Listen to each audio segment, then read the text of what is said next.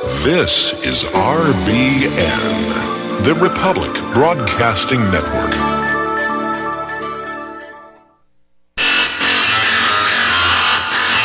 You are listening to the Red Pill Hardcore Radio Show.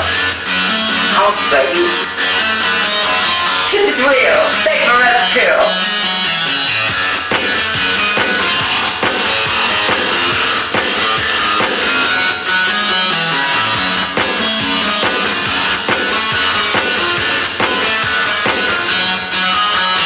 He's scheduled for 60 minutes next. He's going on French, British, Italian, Japanese television. People everywhere are starting to listen to him. It's embarrassing.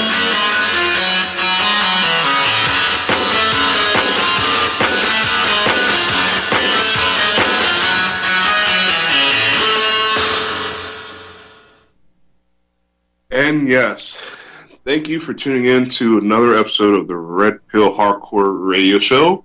I am your host, V. I'm joined by my co-hosts, Kristen and Will.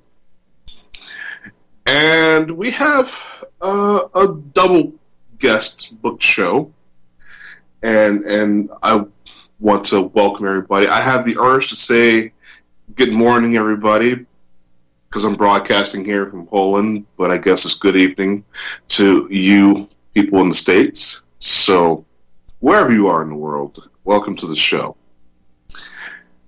How's everybody doing?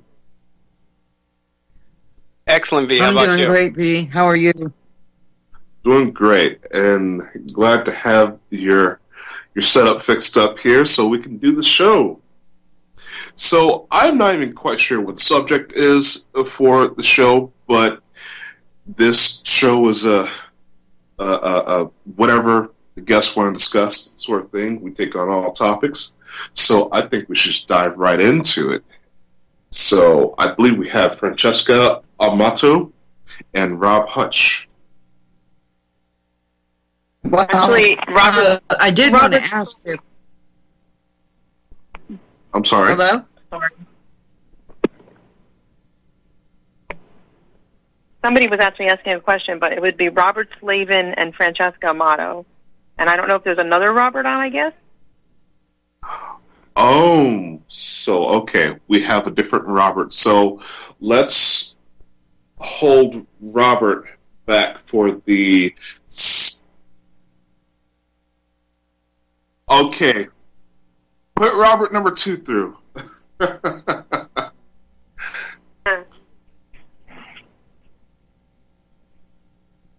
Okay, and see, again, we're having a little bit of difficulty with the Calendarly. It's double booking us now for some reason. So, my apologies, people. I do know that Francesca scheduled first, so we'll go with her. How are you doing, Francesca? I'm doing very well. How are you? It sounds like you had a bunch of people signing in tonight, I guess. I wasn't too familiar with the program. Oh, people are racing to get on the show, and I'm glad for that. Well, so I personally want to say hello to Francesca because I had sent Francesca an invite, and she responded immediately to the invite to the show. So, Francesca, thank you very much for responding. I do appreciate it very much. Oh, and thank you so much for asking me. And the ironic thing was I was put in Facebook jail, and I just got out that day. So it was a good thing. And I wouldn't have been able to respond to you otherwise. Well, I do appreciate it. That's why we share the show. And, you responded right away, so I thank you. Well, and I believe the topic here is for the children event and Punished for Protecting. Tell us about that. So I think Robert's trying to call in. He just got the number, and that's actually he's the founder of that event, and I am Punished for Protecting Incorporated. I'm a national advocate. I work with other advocates across the country. We are really working very hard to take down the family court, CPS, foster care, forced adoption industry. As an advocate, I've witnessed throughout the years, because I court watch inside these courts, I've watched judge after judge make the most horrendous decisions that endanger children, harm families, and basically, logarithmically, are destroying the inside of our country for years, and it's gone unchecked. So the For the Children event is Roberts. I'm not sure if he's on or not, but he did it last year, and he'll be doing it again this year, and I'm in full support of that. Just basically exposing what's happening within the borders of our country, where children are severed from good families, biological families. False allegations pretty much run the industry. We do call it a child trafficking industry, and as you can see, there's been a lot of arrests lately where people are finally being caught for trafficking children, having sex with children. And sadly, the reason that they make these horrific decisions in the courts is because they're actually the gateway door to the child trafficking industry. So every child has a price tag. No matter if it's a disabled child, there's certain funding for that. If it's a highly marketable child that would be sold into adoption, there's funding for that, all kinds of funding for that. Separating children, if a child is being abused by one parent, taking out the protective parent and placing the child with the abusive parent, there's a lot of funding for that. So that's basically what we do. We expose all of this. I do a TV broadcast called Punished for Protecting. It airs in about 6 different TV stations from California to New York. I became a best-selling author twice. It's called Punished for Protecting the Injustice System of Family Court, where I actually reveal my own story. Due to the fact, due to exposing this, I actually had a judge retaliate against me in Ulster County, New York, and harmed my child for almost 8 months. Which I do have him back, but I'm not an isolated case, and there are parents all over this country that are suffering tremendously by the decisions of judges and just all the violations of God-given rights that we see happening every day. So, okay, well, I've got a question here. So you've got your kid back. Most people, it's the struggle dealing with the courts. And when you finally get your kid back, most people want to take the kid and run, just be quiet. But you're still out there fighting this, even though you got your kid back. Are you not afraid of retaliation from the courts? Well, I mean, the reason that my child was taken from my care was because I reported this one particular judge in Ulster County, and I do tell their names, I show their faces, I have no fear. He actually placed my son with his father and took him from me, and literally took him from me and placed him in danger. So my son was in the middle of drug deals with the father, you name it. And I went after this judge so harshly that my child was given right back to me right from the judge, not the appellate court or anywhere else. And I will continue to fiercely go after this judge and all the others. So there's no way this child will be removed from my care ever again after the way I kind of beat them up. But he took the child because I reported 70 cases of child abuse to the Committee on Judicial Conduct in Albany, New York, as an advocate fighting for so many families and seeing what I was seeing. And that was his form of retaliation. I have now exposed him by name in my book, by TV broadcast, and that's what I do. I mean, I don't care who the judges are. I go right into the courtrooms all over this country. They're actually not even courts. That's the most crazy thing. We try to figure out why these judges would make these crazy decisions in the first place. There has to be a reason for it. Normal people don't make these types of decisions that endanger children. And a lot of financial incentives, and that's more important to them, obviously, than the life and safety of kids. But we found out that this is actually a for-profit private business. And I don't know if you're familiar with David Jose, but he is an outstanding advocate, Frontline, Arizona. He's gotten us involved with Trump trafficking head chair. So this system is about to come down. It's being exposed like never before. We're working diligently at this point, and there's not going to be a judge left standing by the time we're done wiping them out. So I can't, it's not something that I can do. It's not something that I'm going to say I'm going to cower and just, not do this, because every single day around the clock I'm dealing with abused children all over this country and families. And if we don't fight for this now, our kids are not going to have a future in this country.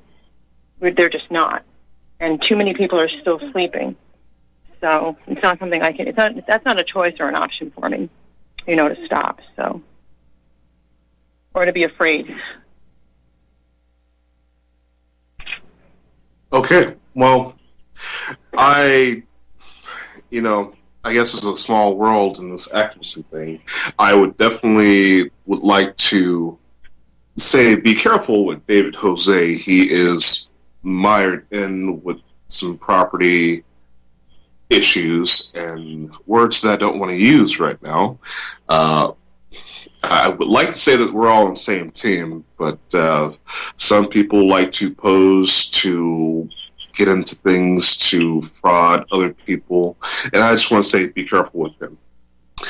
I know him personally, but if you would like to do a sworn affidavit of truth about him, you could feel free to do that under penalty of perjury. I know him personally, and he's not doing anything fraudulent in any way, shape, or form. He's a very godly man. His family is a very godly family, and he steps out of his way for millions of people across this country. So I can assure you, whatever you're thinking, if you heard it from somebody else, be careful yourself, because I would never associate myself with somebody who was doing anything fraudulently. Well, I'm an investigative journalist, and yes, I have people who have done so and put their sworn statements through. But anyhow, that's not why you're here. I want to see if, this is something that we have been talking about for the past couple of days. Will, you still there? Yes, I am. Don't be afraid to jump in here, guys. I would actually like to take the back seat to this one. One of the things that I do have to say about this, speaking from my own personal experience right now, happening with my own grandchildren, I want to thank you for what you do in the courts with family and children, because I right now in my own situation am completely appalled at what my own child is getting away with in the court system, dealing with my own situation with my grandchildren. And I can't thank people like you enough that do this kind of work and do watch the system, because I absolutely cannot believe what my own child has gotten away with and what she continues to get away with my own grandchildren. It is absolutely appalling. So I do thank you very much for what you do. Well, I'm sorry to hear that, and I hope that they're not, in an unsafe situation. But I'm actually teaching a lecture at the college on Tuesday evening, and that's in New York, so I'm sure, I don't know where you live, regarding the rights of biological family, grandparents, and so on. When there isn't a safe home where they might be, I'm a very strong advocate for children remaining in biological bloodline families, and I see what the courts do. It's disgusting. The only reason children should ever be... I'm sorry. I've had my rights taken from me for nearly 4 years, and finally have been reunited with my grandchildren, but now I've lost access again because of my child, who is currently a drug addict on the streets, and the baby's daddy had attempted to get an emergency order from the courts to get custody back of these children, and this was months ago and still hasn't heard back from the court, and it's an absolutely utterly ridiculous situation, and she is still calling the shots here. I have never ever seen a day of trouble with authorities in my life. Would never have done this to her brother, and I'm being denied seeing my grandchildren is just utterly ridiculous. What state are you in? I'm in Colorado. If you want to, you can get a hold of me through the website or on Facebook, and I can talk to you further about it and see what I can do to help you. Well, I do appreciate that. Well, it's my understanding, Francesca, that you at some point were running for office, the governor or something in New York. Yeah. So what happened back last year? I tried to run. I did the ballot. I got the signatures that I needed, and then Robert was doing the event, and I was told by the different representatives that I would not be able to do that because it would be as if they were sponsoring me. So I had to choose to speak before them or speak before speak before them in Washington, D.C., or forfeit running on the ballot. So I decided to try to get this done faster, for the sake of families and children, because that was really the only reason I was running. It wasn't my dream to run for governor, that's for sure. And I was running to put a stop to what's happening. And unfortunately, we got stuck with Cuomo again. And I live in New York. It blows my mind because I don't think anybody voted for him. I mean, I talk to people all over this country, and I don't find too many people that like him here. So God only knows how he finagles his way in, and he's done so much damage this third term already. But I forfeited that, so I only ran as a write-in.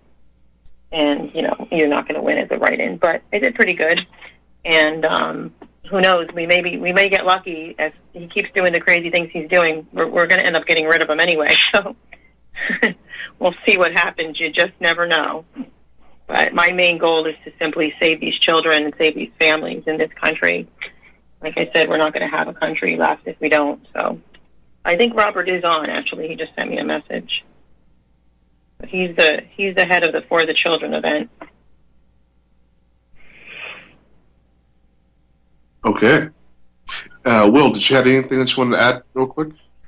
Well, yeah, the last 2 nights we just been talking about DCYF, which is a local child protective services here in Rhode Island. We mentioned yesterday how the head had stepped down. She's only been here for 2 years, and there's a child that had died under her custody or DCYF's custody overall. There were children getting pimped out and trafficked under DCYF care. Not only did not one person go to jail, nobody even got fired, and she's saying now her family's a priority, so she's going to Arizona, but apparently her family wasn't a priority before. And then I came across this other older article today from The Guardian. Children's homes were a supply line for pedophiles, says ex-minister. And I was talking about how Rhode Island was really small but still connected to the elite. To touch to Francesca's point, talking about how she cannot believe that Cuomo got elected. Here in Rhode Island, we have an extremely unpopular governor. She actually got booed at a graduation. That's an event that people not supposed to boo anybody at. She's extremely unpopular. She got more votes this time than last time. She's a member of the Council on Foreign Relations. She's a member of the Aspen Institute. She's a Rhodes Scholar, went to Yale, went to Harvard, did juris under Kimball Wood. She's connected to all these people. And it's just shocking. There's got to be voter fraud how she got elected. And then I'll just mention this last thing. The Sun Valley Conference, also put on by this bank here, is basically, some people have called it like the Bilderberg of the tech. And Raimundo, this is an article from the Boston Globe, Raimundo, who's the governor here in Rhode Island, to mingle with super elites in Idaho this week. And it goes on to talk about how she's going to meet with Jeff Bezos, Apple's Tim Cook, Mark Zuckerberg, and Disney's Bob Iger. And it's funny because I've confronted her 4 times about the missing children here in Rhode Island alone. There's 800,000 children that go missing every single year, as you all know. And in Rhode Island, we had the DCYF director, who just resigned yesterday, say 20 to 25 go missing every single day. And when she was pressed to say, well, how many don't come back, she said, I don't know. That is a point that we're going to have to get more into, and also getting our next guest in here to talk about the event. come back.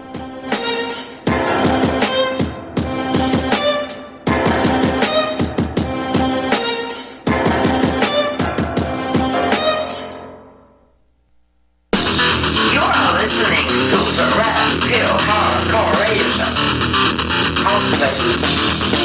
Yes, we are back from break, and I would like to talk more about this event that's coming up. I hope I have Rob on the line here with us. Rob, can you hear us?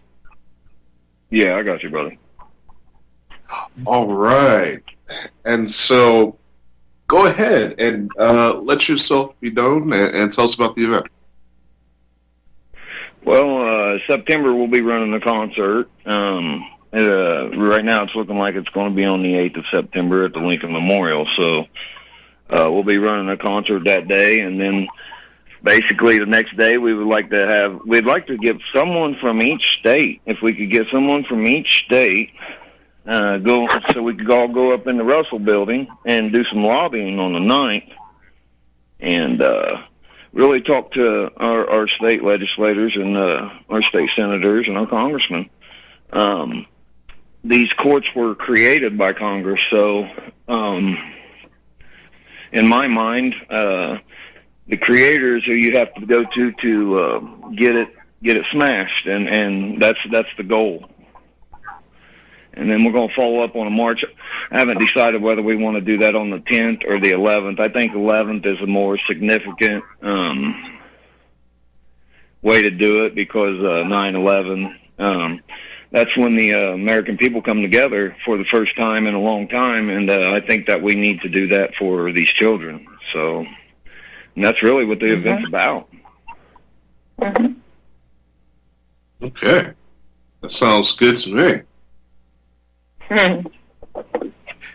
And so you want to try to get as much attention on this as humanly possible. Have you had any success or tried to combine with other organizations and seeing what they're doing in this matter? Yeah, I try to. That's kind of my strength. Is we've studied the law. We've studied everything about the law. The real law isn't being used, and basically you got McDonald's out there making company policy, and you can't beat a business if it's their policy. So, and that's what we're dealing with. And so I pay attention to everybody and what they're doing.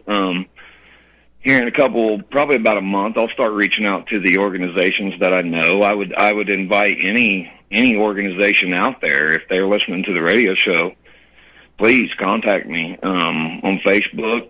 My name's Robert Slavin. It's easy to find me. I'll be glad to talk. I think it's going to take all of us because there's so many. It's a thousand tentacle octopus out there running America right now, and it all stems from the family court judge. So that's right. I would really have a tendency. I would have a tendency to think of public service companies such as Missing and Exploited Children, organizations such as that would be very interested in knowing what you were doing, and would, if you talk to the right places like that, would like to get to know a little bit more about what you're doing and possibly help you spread your word. Those are the kinds of people and individuals I would be going to try to get them to team up with you, because they see so much of what you're doing. Those are the kinds of organizations I would. So Missing and Exploited Children. Hang on just a second, please. I do talk to Standing Rock Sioux Tribe. I had them last year, and we were going to do special things with them last year, but you can't really, being on here, it's dangerous for the event, for the people and for the children. It's really dangerous because you have so many people that will attack it, and people that's, you know, in this movement disguising themselves as, you know, friends and real advocates when they're really just working for the organization. So Right.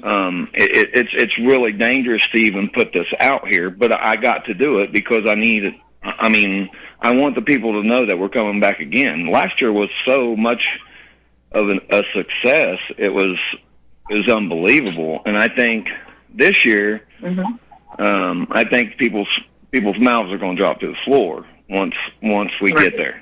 So, Right. Well, I hope You know- so. Actually, I love to do my best to help people organize these sort of events and get the word out there. I'm sorry, this is our short segment, and we're going to be going into another commercial break here again. But I really want to get more information on this and have it to where people can contact you and we can talk about this thing. Because I'm definitely there with you guys. I have a TV show called Family Case Files TV show. Oh, yeah. And it's wow. It's that's a lot of work, especially because people don't keep their documentation. And that's my biggest thing that I preach when it comes to these courts is keep your documentation, because that's what you're going to need to fight all this. So, yes, we're getting more into that when we come back from this commercial break. We have a longer segment.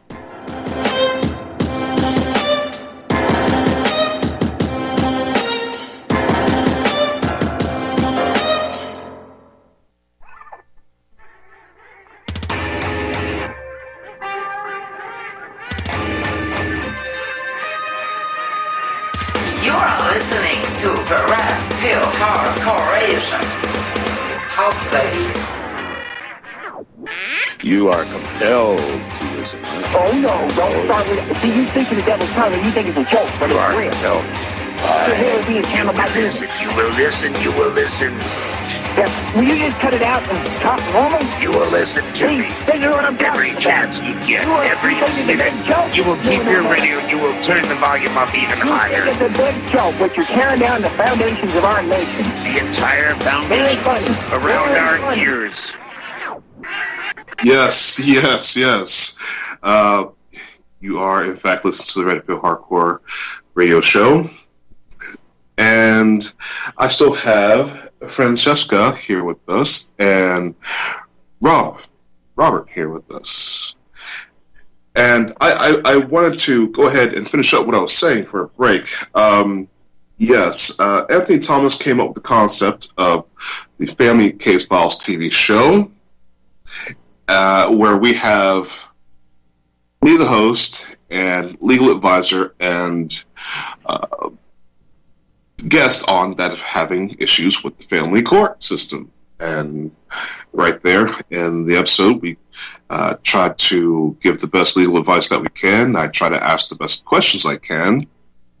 And I typically do not research the guests for that show too much, because I like to have a critical thought process that anyone should be having, and to ask the right questions and to get the proper understanding of what's going on, because you wouldn't believe how many people would not think that something's wrong because they don't have the thought to think something different or to ask questions, because they have been indoctrinated and think, well, that's just the way the system works, and that's bull. So I would like to make the executive decision here, because I looking through the emails, and I know, Francesca, you have asked to help and be a part of the show. I did? I'm sorry, I don't remember. I asked Well, to be a part. yes, several emails from you, in fact. So that's where I remember you from. And seeing what you're doing now with this movement, you know, I can see that you are very genuine in wanting to help children. And it seems though you have some experience. This is something that we could possibly go in together with, because this is all for the kids. I mean, I don't. I personally think that our generation is kind of screwed, but then again, it's kind of okay because we're not going to get the brunt of it. We're not going to get the worst of it. The people that are going to get the worst of it is the children, and they're the ones that are really doomed if we don't do anything about the stuff.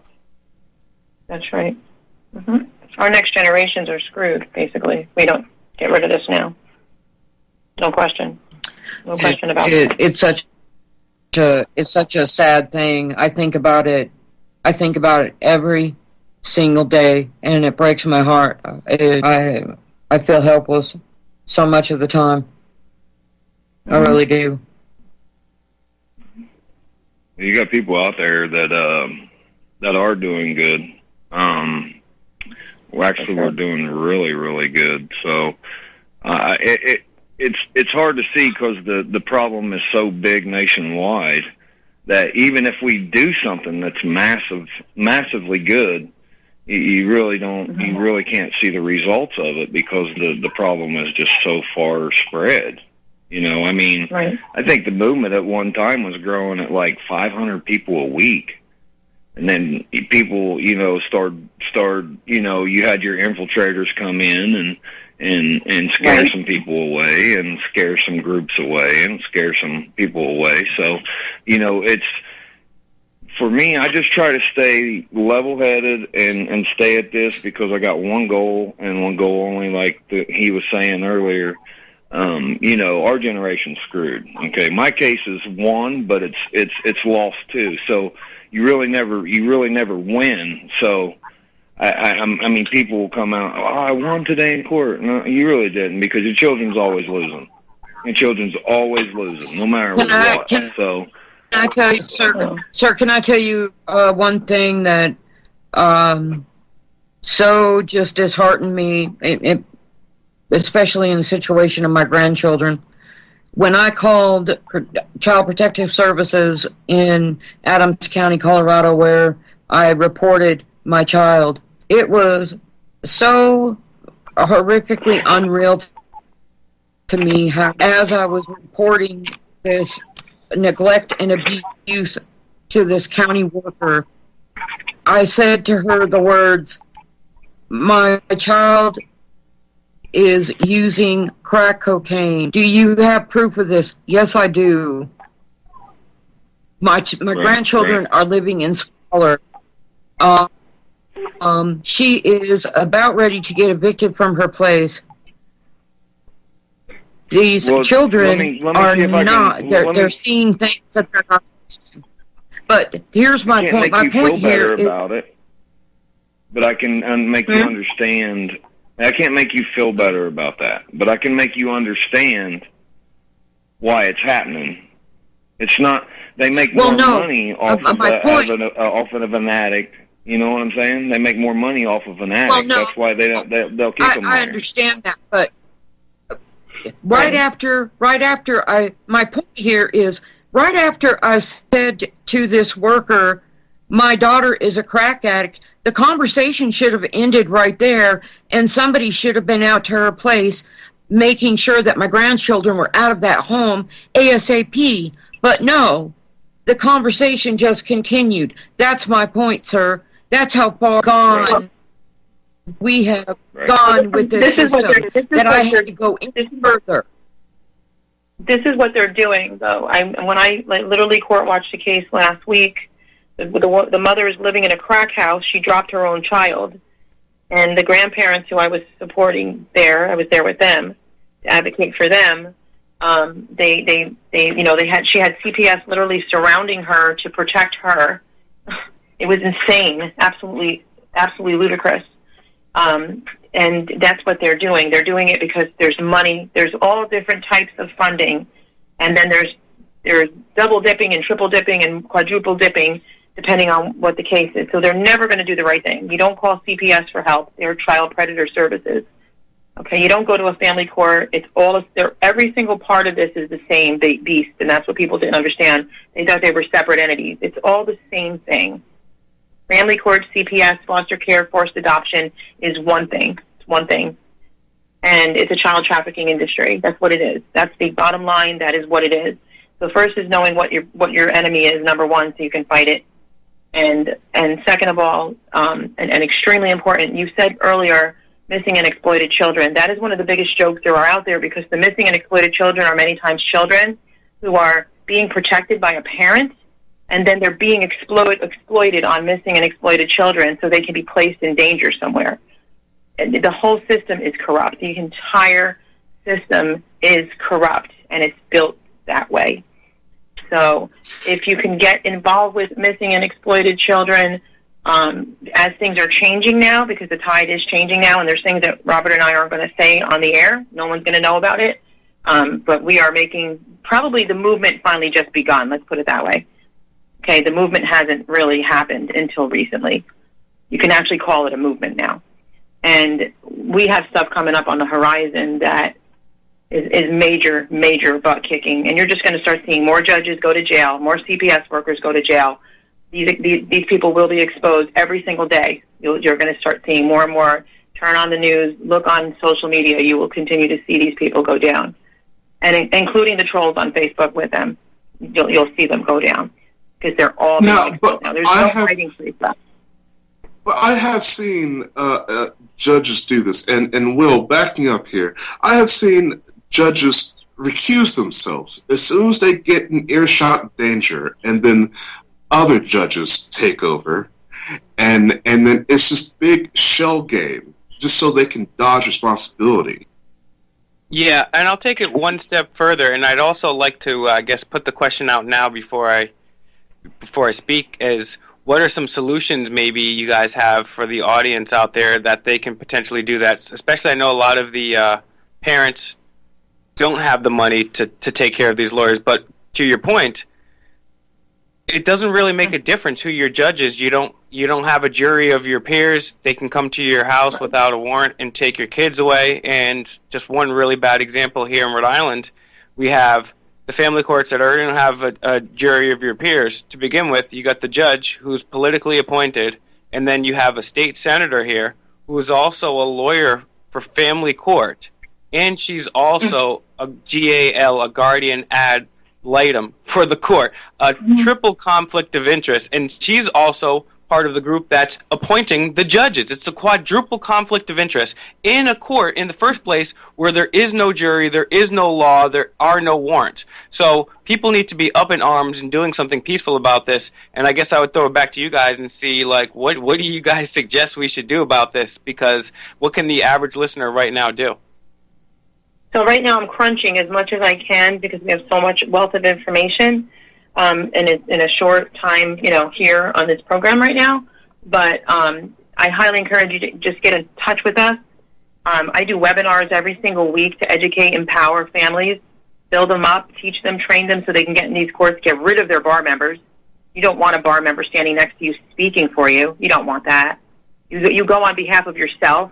Okay, you're not representing yourself. You're speaking as who you are in these bogus courts. There's no due process, nor is there any jury trials of your peers because it's not a real court. It's not real. First of all, you have to learn who your enemy is before you can fight them. Okay. Now we have to just get rid of it and abolish it and bring it down. We don't want to rebuild it. We don't want to play patty cake with it. We don't want to reform it. We just want to get rid of it because first of all, it's a child trafficking industry, criminal enterprise. So we need to rise up as a nation and get rid of it. Second of all, take the classes that I have so people could get trained up. That's it's like a 4-prong complete conflict of interest. You cannot be a judge and an attorney. You cannot work both of those offices, first of all. That's illegal. But what they're doing is illegal. I can go anywhere. I can go anywhere above them, and nobody will tell you they have jurisdiction. They'll say they don't because I'll try to explain this. They technically don't have jurisdiction because it's a non-existent entity. It doesn't really exist. You see the building, you see the judge, you see all the phony things that go on. It looks real, but it's not. So they technically don't have jurisdiction, but actually they do, then they need to go after it as exactly what it is, a criminal enterprise. That's what it is. So now these are things that some people, if they're hearing it for the first time, they're going to be completely shocked until you take them through the entire process and show them just how wrong this entire system is, and how even if you don't have children, it's destroying you just as much as your neighbor with children. It's affecting everybody in this country. It doesn't matter your social status. It doesn't matter how much money you have or don't. It doesn't matter what political party you are. Everyone is being destroyed by this system. Everybody. So it's not a pretty thing to know that your whole entire country has a quote unquote justice system that's not real.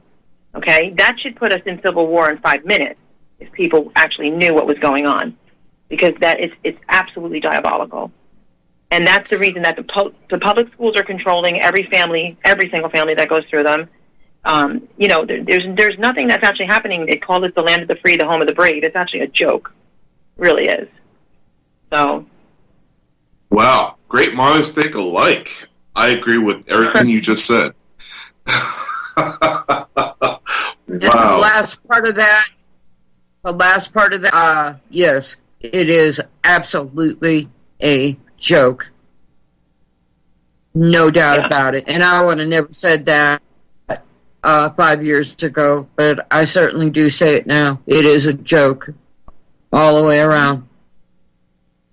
I couldn't have said that better. I've always said to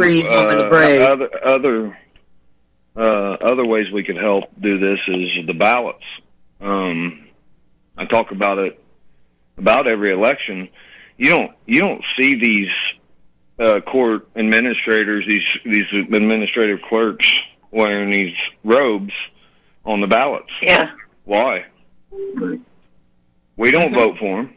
How did they inherit the power to take your property? That's right.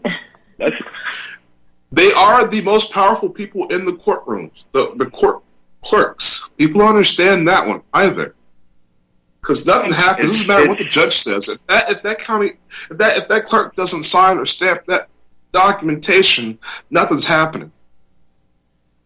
No, and I told people this for years. If you want to know, just go call the child support office or whoever you're dealing with, the agency, and ask them to send the records and see if there's a signature on that from a judge. 9 times out of 10, there isn't. Mm-hmm. Unless you got a judge that's running circuit court in small counties.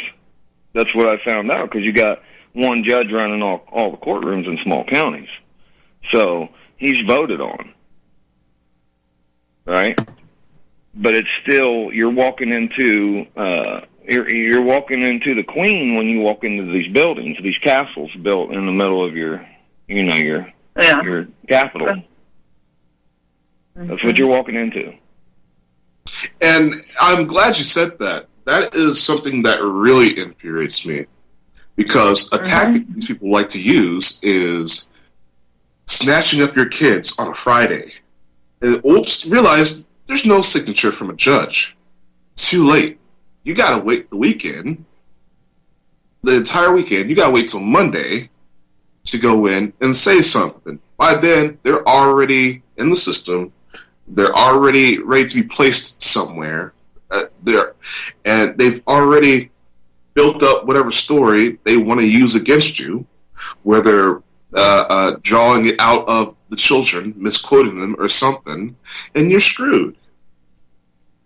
Right. And even with their signature, though, really, what good is it if the whole system's a fraud anyway? You know, I mean, everything about the system is a fraud. The fact that there's no such thing as a licensed attorney, but anybody should have the opportunity to co-counsel. If I walk in as an advocate, I should be able to co-counsel with the person I'm in there with.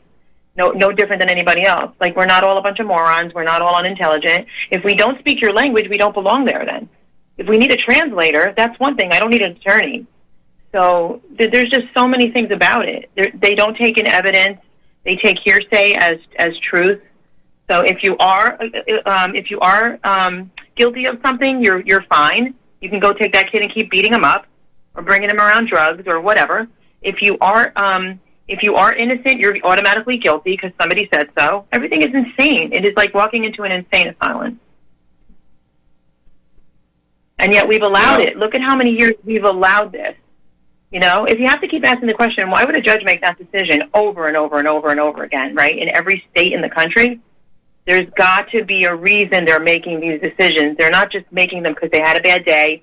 They're not just making them because they didn't understand what happened in the court, okay, or the fake court. They're making them because there's a price tag on everybody's head. And I'm a firm believer that, listen, if you're fighting for your children and your biological family, no matter who you are, if you're fighting for your children, because people will say, well, this is just for the children. It is just for the children. Without parents, though, where are these children going to go? Who's going to raise them, take care of them, feed them, support them, prepare them for life? You know, turn little boys into husbands and fathers that are, you know, have a healthy future. Turn little girls into mothers and wives. You know what I'm saying? Who's going to do that for them? The kids? No. So, like, it's everybody. This is everybody's problem. Everybody. Well, that actually guarantees repeat customers, because if you have a dysfunctional child that wasn't raised right, guess what? They're going to have dysfunctional children. That's repeat business.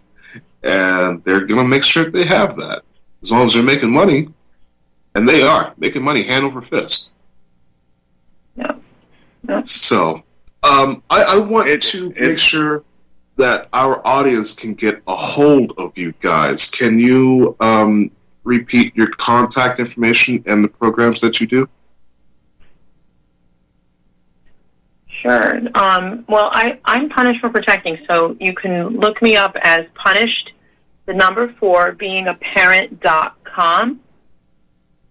And that's probably the best way to get a hold of me, and then I can help you find me on Facebook and all that. There's many social media pages and private pages or personal pages that I use. And then Robert has the For the Children event. And I don't know how, Robert, you give out, like, what do you give out for that?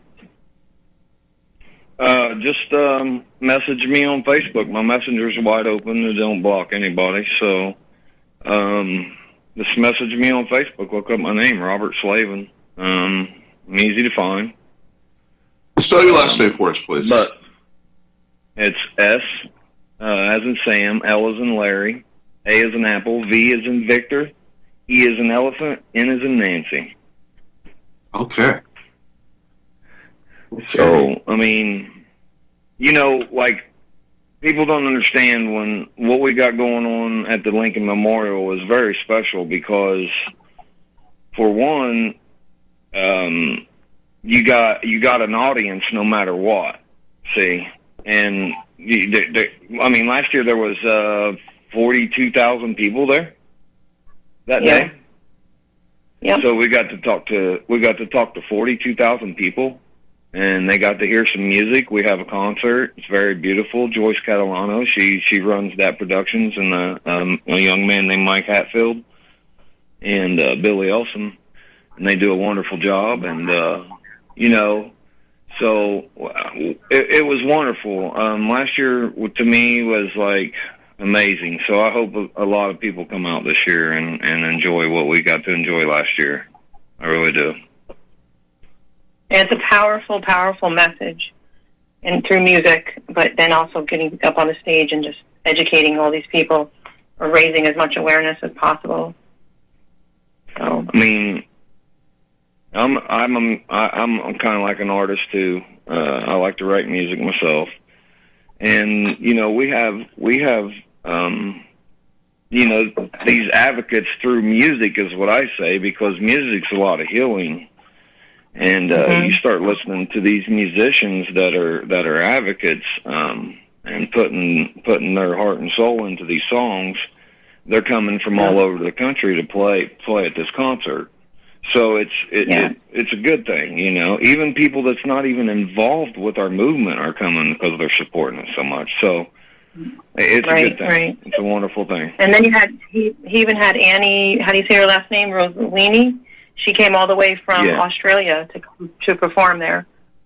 Like, it's amazing. Yeah. It really is amazing. Okay.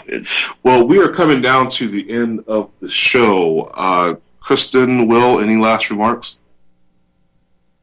Well, once again, I want to thank you for accepting the invitation, and what you're doing is so very important, and I hope that we continue to hear from you, get your information to V, and we can get something started. Thank you again, both of you, for coming on the show. Can you get a hold of me on Facebook again so I can find you, because I get like 1 million messages a minute. So if you just send me something on Facebook, I'll remember to stay in touch with you better and keep talking from this point forward. And I do appreciate you guys having us on. Thank you. Thank you very much. I appreciate it myself. Very much. I really do. Yeah, thank you to all the guests. It was very interesting. Every time I co-host the show, I learn a lot of things I would never have learned. So thank you to V for just putting this all together. And I would also be biased right now and say, just Google the Rhode Island General Assembly. They have a list of the phone numbers and the emails right there. Rhode Island's so small, the small state. If we all email and call, even if you don't live there, obviously, we can ask about these missing kids here. Who knows, Rhode Island's small enough. We might put some fire to their feet and something get done, then we'll move on to the next state. But again, thank you to the guests, and thank you, V. Very, very informative show today. I can't wait to go back and Google a few things. All right. Yes, absolutely. I want to thank you guys also for coming on to the show.